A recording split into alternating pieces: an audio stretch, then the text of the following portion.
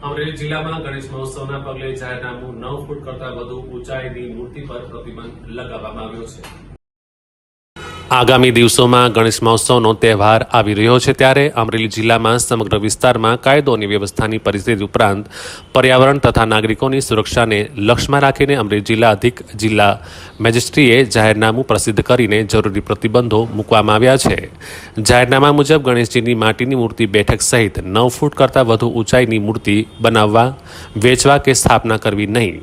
જાહેર માર્ગો પર પરિવહન કરવા અને ગણેશજીને પીઓપીની મૂર્તિ બેઠક સહિત 5 ફૂટ કરતાં વધુ ઊંચાઈની બનાવવા, વેચવા કે સ્થાપના કરવા તથા જાહેર માર્ગ પર પરિવહન કરવા પર પ્રતિબંધ છે। નક્કી કરવામાં આવેલા વિસર્જન સ્થળો અને મંજૂરી મેળવી હોય ત્યારે જ દર્શાવ્યા હોય તે સ્થળે સિવાય અન્ય કોઈ સ્થળ ખાતે વિસર્જન કરવા, મૂર્તિકારો જે જગ્યાએ મૂર્તિઓ બનાવવાની કામગીરી કરે છે તે જગ્યાએ તથા વેચાણ માટે રાખે છે તે જગ્યાની આજુબાજુ તથા નજીકમાં કોઈ પણ પ્રકારની ગંદકી કરવા કે કોઈ પણ પ્રકારની મૂર્તિ રોડ ઉપર જાહેરમાં ખુલ્લી રાખવા ઉપર તથા મૂર્તિઓના સ્થાપન દિવસ બાદ વધેલી તથા ખંડિત મૂર્તિઓને બિનવારસી હાલતમાં મૂકવા અને પ્રતિબંધ છે।